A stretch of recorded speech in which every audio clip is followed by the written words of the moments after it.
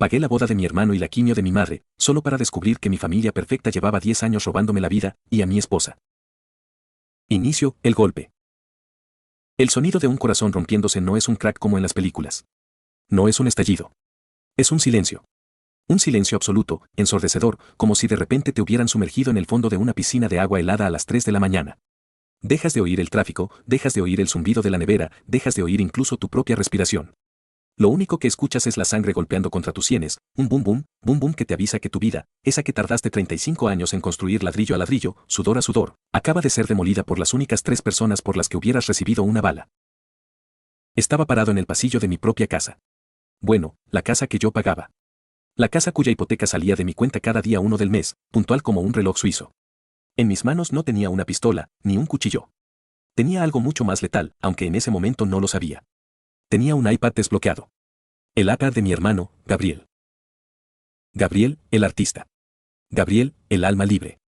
Gabriel, el hijo favorito que nunca tuvo que trabajar un día real en su vida porque su hermano mayor, yo, el idiota útil, siempre estaba ahí para limpiar sus desastres. Se lo había dejado olvidado en el sofá después de la cena de ensayo de su boda. Una boda de $80,000. Una boda que, por supuesto, yo estaba pagando íntegramente porque es lo que hace la familia. La pantalla no se había bloqueado. Estaba abierta en una conversación de e-mensaje. Un grupo llamado el cajero automático. Ese era yo. Yo era el cajero automático. Pero el nombre del grupo no fue lo que hizo que mis rodillas se dieran y tuviera que apoyarme en la pared para no desplomarme. Fue la foto enviada hacía 2 horas. Una ecografía. Y debajo, un mensaje de mi esposa, Laura, la mujer con la que llevaba casado 6 años, la mujer que me había jurado que mis problemas de fertilidad no importaban, que me amaba por quien era. El mensaje decía, ojalá tuviera sus ojos, Gabo. Porque si sale con la nariz de Mateo, no sé cómo vamos a explicarlo. Ya es bastante difícil fingir que me gusta acostarme con él para mantener el flujo de dinero. Y la respuesta de mi madre. Mi propia madre. La mujer a la que le pagué el tratamiento experimental contra el cáncer hace 2 años vendiendo mi coche y mis acciones. Su respuesta fue un emoji de risa y un texto, tranquila, hija. Mateo es tan ciego que mientras le digamos que es listo y trabajador, seguirá firmando cheques. Solo asegúrate de que Gabriel figure como padrino para que tenga acceso al niño legalmente por si acaso. Leí eso. 1 vez. 2 veces. 10 veces. El iPad cayó a la alfombra. No se rompió. Ojalá se hubiera roto. Ojalá la casa hubiera explotado en ese instante con todos nosotros dentro. Hubiera sido menos doloroso que la realidad que me acababa de atravesar el pecho, mi hermano, mi esposa y mi madre. Los 3 pilares de mi existencia. Llevaban años orquestando mi vida como si yo fuera ganado, ordeñándome hasta la última gota, riéndose de mí mientras yo me mataba trabajando 16 horas al día para darles una vida de lujo. Mi hijo no era mi hijo. Mi esposa no era mi esposa. Y mi madre era el arquitecto de mi propia destrucción. En ese momento, escuché la cisterna del baño de invitados. Gabriel estaba saliendo. Recogí el iPad del suelo con una calma que no era humana. Era la calma de un hombre que ya está muerto. Lo dejé exactamente donde estaba, en el mismo ángulo. Me di la vuelta y caminé hacia la cocina. Me serví un vaso de agua. Mis manos no temblaban. Eso fue lo que más miedo me dio. No había temblores. Solo había frío. Un frío polar que nacía en mi estómago y se extendía hasta las puntas de mis dedos. Gabriel entró en la cocina, silbando, ajustándose el cinturón. Me miró con esa sonrisa encantadora, esa sonrisa de niño de oro que había desarmado a mis padres desde que nació. Oye, Matt, hermano, dijo, dándome una palmada en la espalda que sentí como una quemadura. Gracias por lo del vino para la boda. Sé que el Chateau Margaux es caro, pero Laura insistía. Ya sabes cómo se pone si no es perfecto. Me giré. Lo miré a los ojos. A sus ojos, que eran idénticos a los míos. No hay problema, Gabo, dije. Mi voz sonó normal. Aterradoramente normal. Solo quiero que sea una noche inolvidable. Y lo sería. Juro por Dios que lo sería. Pero no de la manera que ellos pensaban. Acto 1. El arquitecto del sacrificio. Para que entiendan la magnitud de la venganza que planeé en los siguientes 6 meses, porque sí, esperé 6 meses, comiendo mierda y sonriendo mientras me desangraba por dentro, tienen que entender quién era yo en esta familia. Desde que tengo uso de razón, existían 2 categorías en la casa de los García, Gabriel y el resto. Gabriel nació con asma. Gabriel era sensible. Gabriel pintaba acuarelas preciosas a los 5 años. Gabriel necesitaba protección. Yo, Mateo, era 3 años mayor. Yo era fuerte. Yo era independiente. Si Gabriel rompía un jarrón, era un accidente porque su mente creativa es distraída. Si yo sacaba un 9 en matemáticas en lugar de un 10, era porque no me estaba esforzando lo suficiente por el futuro de la familia. Crecí con un mantra grabado a fuego en el cerebro por mi padre, que en paz descanse, el único que quizás no fue un monstruo, o quizás fue el peor de todos por permitirlo. Mateo, tú eres la roca. Tu hermano es la flor. La roca protege a la flor. La roca soporta el peso. Y soporté el peso. Vaya si lo soporté. A los 22 años, cuando mi padre tuvo su primer infarto, dejé mi beca en ingeniería en el extranjero para volver y hacerme cargo del pequeño taller de logística familiar que estaba al borde de la quiebra. Gabriel, por supuesto, estaba en su año sabático en Italia, encontrándose a sí mismo con el dinero que mis padres no tenían. Durante 10 años, no viví. Trabajé. Transformé ese taller oxidado en una empresa de logística regional con una flota de 50 camiones. Me perdí mis años 20. No salí de fiesta. No viajé. Dormía 4 horas al día en un sofá de la oficina oliendo a gasolina y café rancio. ¿Y Gabriel? Gabriel volvía cada cierto tiempo con una nueva crisis. Una deuda de juego. Una inversión fallida en una galería de arte. Una novia embarazada a la que había que pagarle para que no hablara. Y cada vez, mi madre venía a mí con lágrimas en los ojos, usando la misma manipulación emocional. Mateo, es tu hermano. Si no lo ayudas, se hundirá. Tú tienes tanto, te va tan bien, ¿no te da vergüenza ser egoísta cuando la familia te necesita? Egoísta. Me llamaban egoísta mientras yo conducía un Honda Civic del 2005 y ellos vivían en la casa que yo reformé. Entonces conocí a Laura. Laura era la luz al final del túnel. Era contadora, inteligente, hermosa, y parecía entender mi carga. Parecía ver al hombre detrás de la chequera. Cuando nos casamos, pensé que finalmente tenía a alguien en mi esquina. Alguien que me defendería. Qué ingenuo fui. Ahora, rebobinando mi memoria como una película de terror, veo las señales. Veo cómo Laura siempre defendía a Gabriel. No seas duro con él, Mateo, es un espíritu libre. Veo cómo ella se encargaba de las finanzas de la empresa para quitarme peso de encima. Veo las miradas en las cenas familiares. Esas miradas que yo interpretaba como cariño familiar y que en realidad eran complicidad criminal. Habían construido un ecosistema parasitario perfecto. Yo era el huésped. Ellos eran la tenía. Y la tenía se había vuelto gorda y codiciosa. Acto 2. La autopsia de mi vida. Volvamos a la noche del iPad.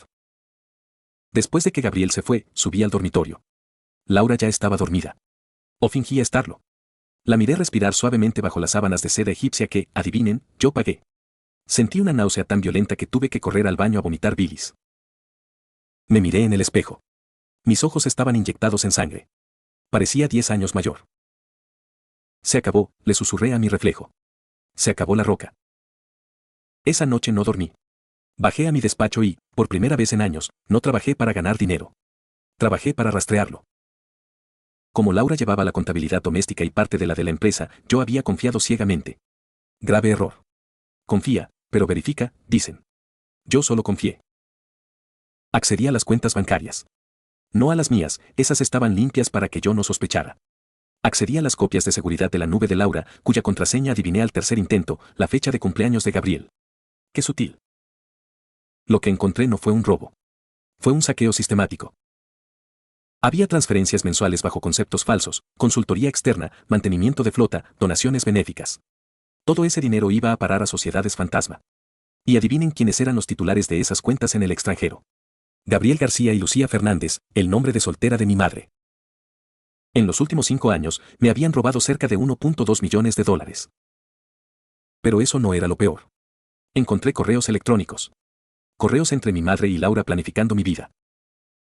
Mateo está hablando de tomarse unas vacaciones en julio. Inventa una crisis con la auditoría fiscal para que tenga que quedarse. Gabriel quiere ir a Mykonos y necesitamos que Mateo firme el bono extra. No dejes que se haga otro espermiograma en esa clínica privada. Dile que los resultados tardan. Ya he sobornado al doctor de la familia para que le diga que sus espermatozoides son vagos. Si descubre que es estéril por las paperas que tuvo de niño, empezará a hacer preguntas sobre el embarazo. Leí eso y el mundo se detuvo. Yo era estéril. Estéril desde niño. Y ellos lo sabían. Mi madre lo sabía. Llevaba 3 años haciéndome pruebas, tomando suplementos, sintiéndome menos hombre porque no podía dejar embarazada a Laura. Y todo era mentira. Sabían que yo no podía tener hijos. Por lo tanto, el bebé que Laura esperaba, la ecografía milagro que celebramos hace 2 semanas con champán, era de Gabriel. Iban a hacerme criar al hijo de mi hermano. Iban a hacerme pagar su educación, su vida, dejarle mi herencia, mientras se reían a mis espaldas. Era el crimen perfecto. Gabriel ponía el ADN, yo ponía el dinero, y mi madre obtenía el nieto puro de su hijo favorito financiado por la mula de carga. Me senté en la silla de cuero de mi despacho hasta que amaneció. Podría haber subido con un bate de béisbol. Podría haberlos despertado a gritos. Podría haber llamado a la policía. Pero eso hubiera sido rápido. Eso les hubiera dado la oportunidad de jugar a las víctimas, de decir que me volví loco, de llorar y pedir perdón. No. Yo no quería perdón. Yo quería aniquilación total. Quería que sintieran el frío que yo sentía. Quería que cuando miraran su futuro, solo vieran cenizas. Así que tracé un plan. Un plan de 6 meses. La boda de Gabriel era en 6 meses. Ese sería mi escenario. Acto 3. La máscara de hierro. Los siguientes meses fueron una actuación digna de un Oscar. Me levantaba cada mañana, besaba a Laura en la frente y le decía te quiero. Acariciaba su vientre que empezaba a crecer, sabiendo que ahí dentro crecía la prueba viviente de mi humillación. Le preguntaba a Gabriel por los preparativos de la boda. Llevaba a mi madre a comer los domingos y escuchaba sus críticas pasivo-agresivas sobre mi ropa o mi trabajo. Te veo cansado, hijo, me decía mi madre, mientras se comía una langosta de $80 que yo pagaba. Deberías trabajar más duro ahora para poder descansar cuando nazca el bebé. Los niños son caros. Sí, mamá, respondía yo, sonriendo mientras cortaba mi filete. Tienes razón. Voy a trabajar más duro que nunca. Voy a hacer unos cambios en la empresa para asegurar el futuro de todos. Y vaya si hice cambios. Contraté a un auditor forense privado. Un tipo llamado El Sabueso, un exagente de delitos financieros que cobraba caro pero no hacía preguntas. Le di acceso a todo. Quería cada centavo documentado. Cada firma falsificada. Cada transferencia ilícita. Mientras tanto, empecé a reestructurar mis activos. Les dije a Laura y a mi madre que, debido a la crisis económica y la inestabilidad del mercado, tenía que proteger nuestro patrimonio. Les vendí la idea de que estábamos en peligro. Tengo que poner las propiedades a nombre de una sociedad holding para protegerlas de posibles demandas, les expliqué en una cena. Es pura burocracia. Ustedes seguirán teniendo acceso a todo, pero legalmente, estará blindado. Ellas asintieron, aburridas. Mientras las tarjetas de crédito siguieran funcionando, no les importaban los detalles técnicos. Firmaron los documentos que les puse delante sin leerlos. Confiaban en que yo era su perro fiel. Lo que no sabían es que esos documentos no protegían sus activos. Los transferían.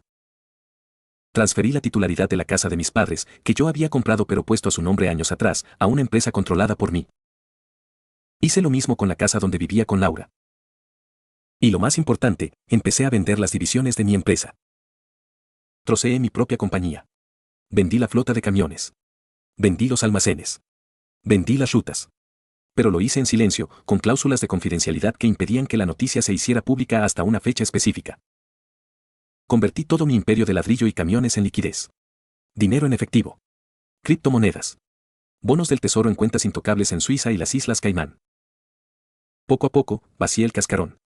La empresa seguía operando, pero era un zombi. Yo ya no era dueño de nada físico que pudieran quitarme en un divorcio. Y, paralelamente, acumulé deuda. Mucha deuda. Pedí préstamos masivos a nombre de la empresa, avalados por las firmas de los socios minoritarios. ¿Adivinan quiénes eran los socios minoritarios en los papeles viejos de la empresa? Gabriel y mi madre. Ellos figuraban como directivos para cobrar seguridad social y beneficios, aunque nunca trabajaron. Yo preparé el terreno para que, cuando la bomba explotara, la onda expansiva no me tocara a mí. Les caería a ellos. El momento más difícil fue cuando nació el bebé. Faltaba un mes para la boda de Gabriel. Laura dio a luz prematuramente, 7 meses. Estuve en el parto. Sostuve la mano de la mujer que me traicionaba. Vi salir al niño. Era un niño precioso. Y tenía, innegablemente, la barbilla partida de Gabriel. Cuando me lo pusieron en brazos, sentí una tristeza infinita. Ese niño era inocente. No tenía la culpa de ser el producto de una mentira. Pero no podía amarlo. Mirarlo era mirar mi propia tortura. Es igualito a ti, Mateo, dijo mi madre, con lágrimas de cocodrilo en los ojos, desde el otro lado de la cama. Un verdadero García. Tuve que salir de la habitación para no gritar. Fui al baño del hospital, me lavé la cara con agua helada y me miré al espejo. Falta poco, me dije. Aguanta. Solo un mes más. Acto 4. La preparación final. Llegó la semana de la boda. La boda iba a ser el evento social del año. 300 invitados. En un viñedo exclusivo. Gabriel se casaba con una chica llamada Sofía, una niña dulce de familia rica que no tenía ni idea de con quién se estaba metiendo. Gabriel, por supuesto, seguía acostándose con mi esposa hasta 2 días antes de la boda. Lo sabía porque tenía un rastreador en el coche de Laura y micrófonos en la sala de estar. Tenía gigabytes de grabaciones. Gemidos, risas, burlas. «Qué idiota es tu hermano», se creyó lo del viaje de negocios, decía Gabriel en una grabación. «Me da asco que me toque», respondía Laura. «Pero aguanta, amor. En cuanto nazca el segundo y aseguremos el fideicomiso, le pido el divorcio, le quito la mitad de todo y nos vamos a vivir juntos». Ese era su plan, el fideicomiso. Yo había prometido crear un fondo millonario para mis hijos. Ese era el premio gordo. 3 días antes de la boda, fui al banco. Cerré las cuentas conjuntas. Cancelé todas las tarjetas de crédito suplementarias de mi madre y de Gabriel. Dejé solo una cuenta operativa, la que se usaría para pagar a los proveedores de la boda el día del evento.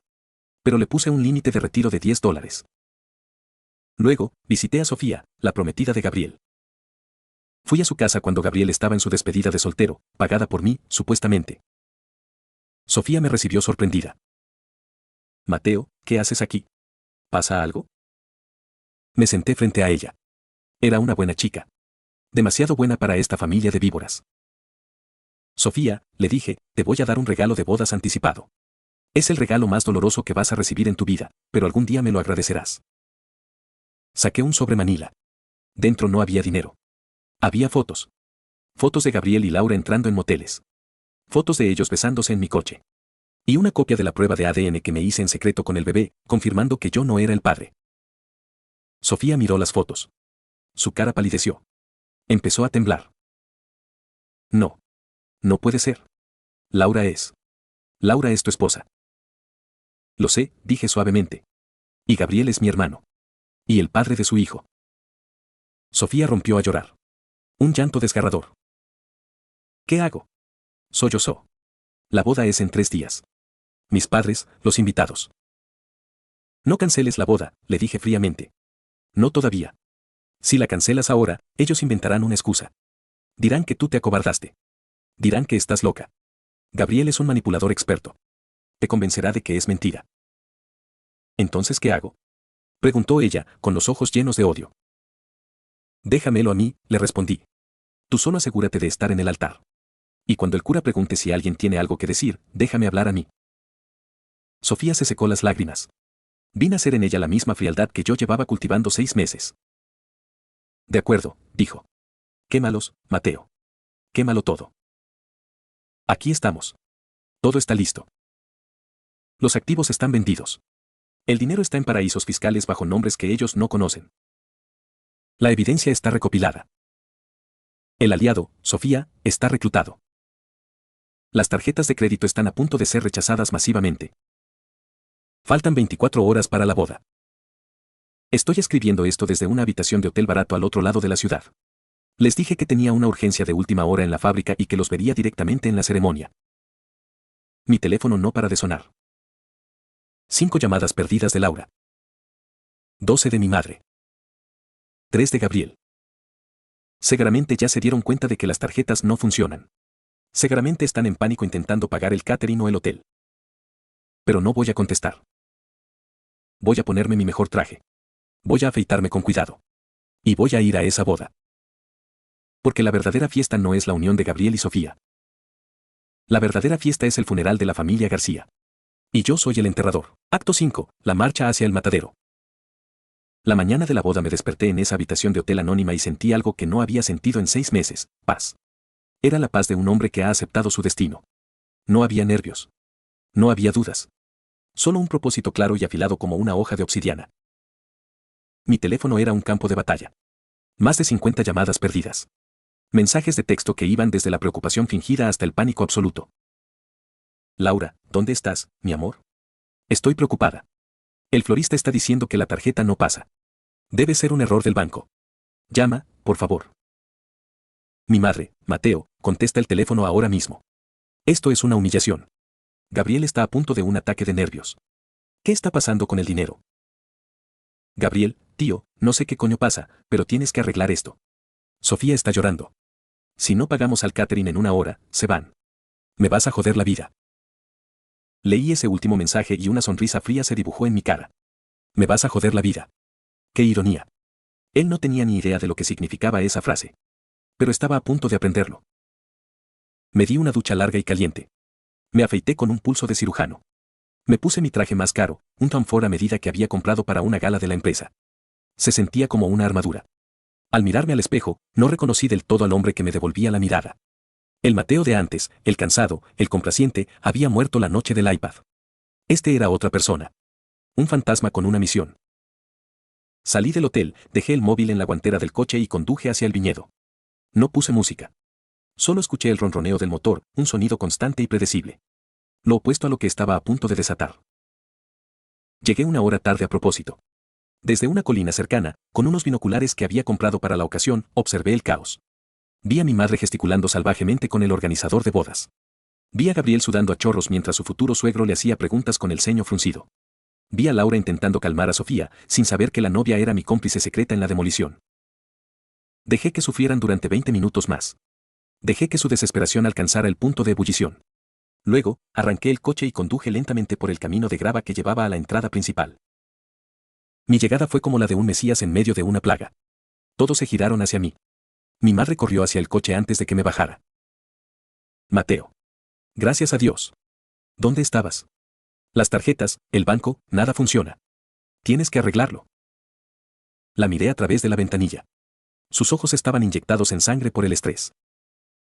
Tranquila, mamá, dije, con una calma que la descolocó. Todo está bajo control. Ve a sentarte. La ceremonia va a empezar. Me bajé del coche y le lancé las llaves al aparcacoches. Caminé por el pasillo central, entre las hileras de sillas llenas de invitados que me miraban con una mezcla de alivio y curiosidad. Vi a Laura. Corrió a abrazarme.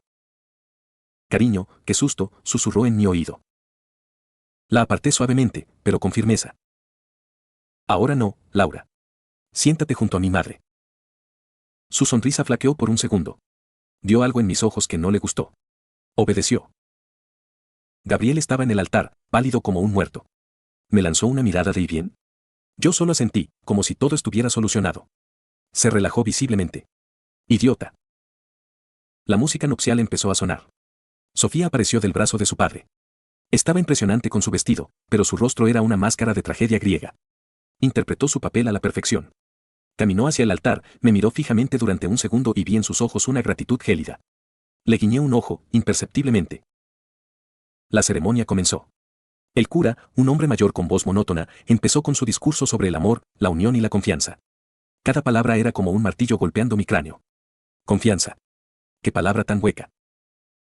Miré a mi familia. A mi hermano, el ladrón de esperma.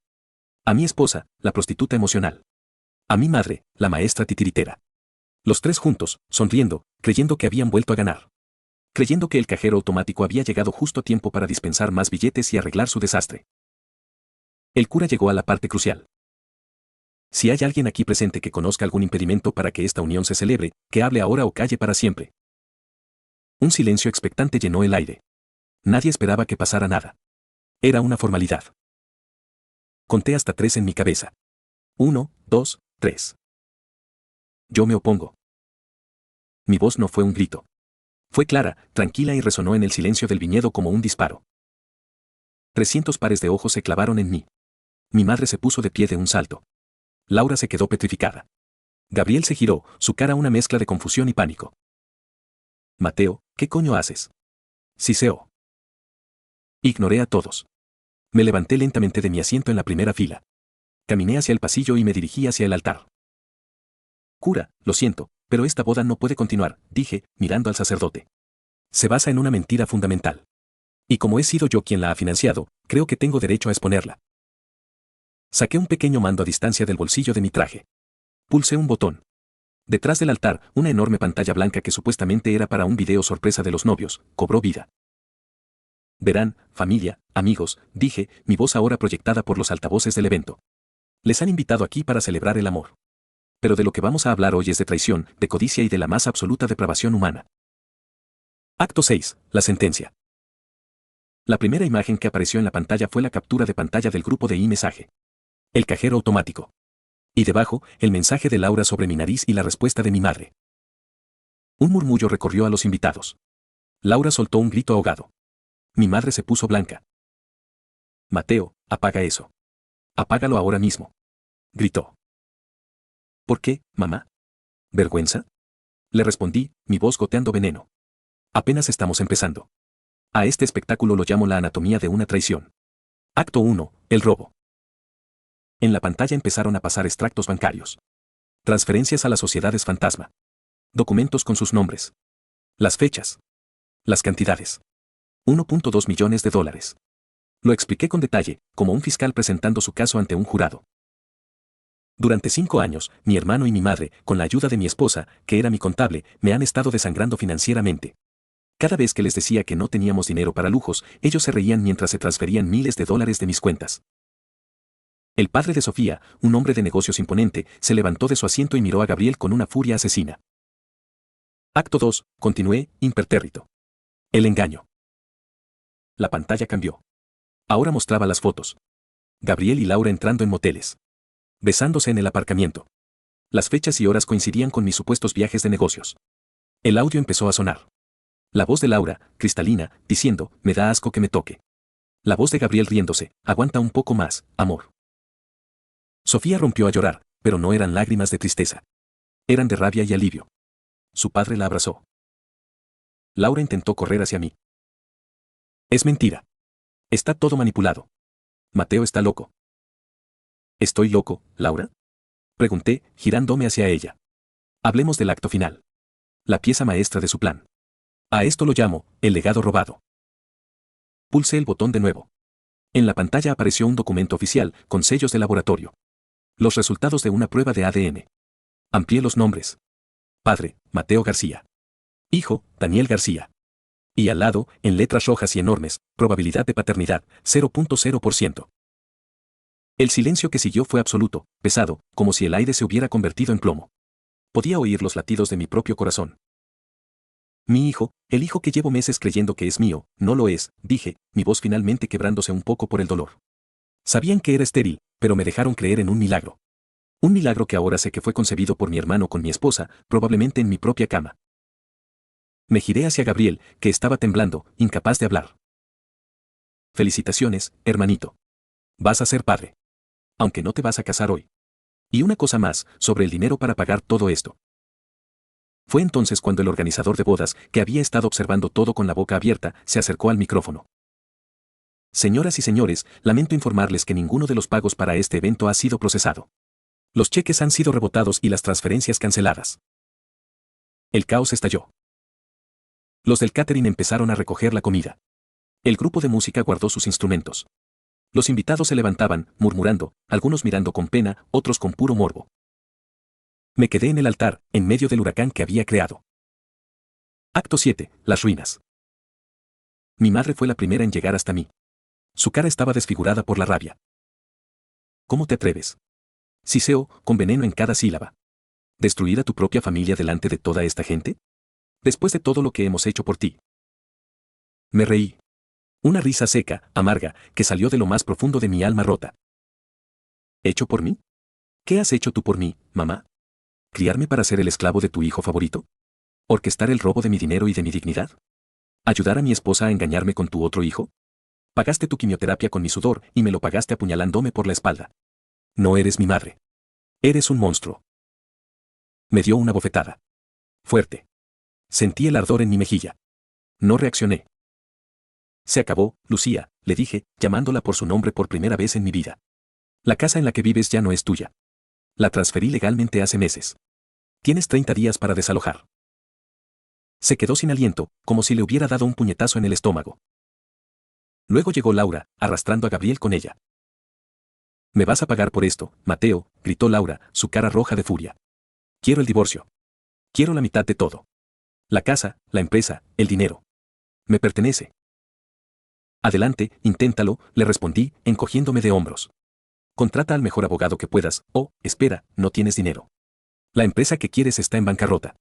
La declaré en quiebra la semana pasada después de vender todos sus activos. Está ahogada en deudas que, por cierto, están avaladas por tus socios, Gabriel y mi madre. En cuanto a las casas, ya no son mías. Y el dinero, digamos que está en un lugar donde tus abogados nunca lo encontrarán. No tienes derecho a nada. Ni siquiera al apellido de mi hijo, porque no es mi hijo». Gabriel finalmente encontró su voz. Era un gemido patético. «Pero, ¿y yo? Mateo, soy tu hermano. Tú dejaste de ser mi hermano en el momento en que te metiste en la cama de mi mujer y planeaste hacerme criar a tu bastardo, le espeté, acercándome a él hasta que nuestras narices casi se tocaron. ¿Querías una boda inolvidable? Ahí la tienes. ¿Querías ser un artista mantenido toda tu vida? Pues empieza a pintar. Porque a partir de mañana, vas a descubrir lo que es trabajar de verdad. Ah, y por cierto, el padre de Sofía me ha dicho que sus abogados se pondrán en contacto contigo por fraude y ruptura de compromiso. Buena suerte con eso. Me di la vuelta. Los tres se quedaron allí, en medio de los restos de una boda de $80,000, completamente rotos. Eran parásitos a los que les acababan de matar al huésped. Los vi mirarse entre ellos, no con amor o apoyo, sino con acusaciones. La alianza se había roto. Ahora eran solo tres alimañas peleando por las migajas. Salí de allí. No miré atrás. Mientras caminaba hacia mi coche, el padre de Sofía me alcanzó. Señor García, dijo, poniéndome una mano en el hombro. Lo que ha hecho hoy ha requerido un valor increíble. Ha salvado a mi hija de una vida de miseria. Si alguna vez necesita algo, lo que sea, esta es mi tarjeta. La acepté y asentí. Solo cuide de ella. Se lo merece. Conduje sin rumbo durante horas. El sol se puso. Finalmente, me detuve en un mirador con vistas a la ciudad. Apagué el motor y, por primera vez en 6 meses, lloré. Lloré por el hombre que fui. Lloré por la familia que creí tener. Lloré por la inocencia perdida. No eran lágrimas de tristeza, sino de purga. Estaba limpiando los últimos restos de veneno de mi sistema. Acto 8. Cenizas y horizontes. Han pasado 2 años desde el día de la boda. 2 años desde que detoné la bomba nuclear en mi propia vida y salí de los escombros. No volví a verlos. Corté todo contacto. Cambié mi número, mi correo, mi ciudad. Desaparecí. Pero el mundo es pequeño y las noticias viajan. A través del sabueso, a quien mantuve en nómina durante un tiempo para que me informara, supe lo que fue de ellos. Mi madre perdió la casa. Tuvo que mudarse a un pequeño apartamento de alquiler y, sin mi dinero para sus tratamientos privados, ahora depende de la sanidad pública. Aparentemente, le cuenta a todo el que quiera escucharla la historia de su hijo horrible y desagradecido que la abandonó en su vejez. Gabriel fue demandado por la familia de Sofía. Tuvo que declararse en bancarrota. Sin estudios ni experiencia laboral real, acabó trabajando en un almacén, cargando cajas. Irónicamente, en una de las empresas que antes era mi competencia. ¿Y Laura? Laura intentó demandarme, pero se encontró con un muro legal. No había nada a mi nombre que pudiera tocar. Vive con su madre en un barrio humilde, criando sola al hijo de Gabriel. Él apenas le pasa una pensión miserable. La belleza que usaba como arma se ha marchitado por el estrés y la amargura. A veces, por la noche, me pregunto si sentí satisfacción al saber todo esto. Y la verdad es que no. No sentí alegría. Sentí un vacío. La justicia poética no es dulce. Es solo, final. La venganza es un plato que se sirve frío, pero que te deja el alma helada. Yo vendí mi parte de las sociedades en el extranjero y empecé de nuevo. Lejos. Con un nombre diferente. Tengo un pequeño negocio, nada grande. Una casa modesta cerca del mar. Vivo una vida tranquila. Aprendí a confiar de nuevo, poco a poco. Conocí a alguien. Es simple. Es honesto. Es real. Pero las cicatrices siguen ahí. Son un recordatorio constante de que a veces, las personas que deberían protegerte son las que te clavan el cuchillo más hondo. No me arrepiento de lo que hice. Ellos eligieron su camino. Yo simplemente les puse un espejo delante para que vieran los monstruos en los que se habían convertido. Quemé mi vida hasta los cimientos, sí, pero sobre esas cenizas, por fin, estoy construyendo algo que es verdaderamente mío. Y esa es una libertad que ningún dinero puede comprar. Mi pregunta para ustedes es esta: ¿existe un punto en el que la traición es tan profunda que la única respuesta moralmente justificable es la aniquilación total, o siempre hay un camino para el perdón? Si esta historia te dejó pensando, suscríbete para más relatos que te harán cuestionar todo.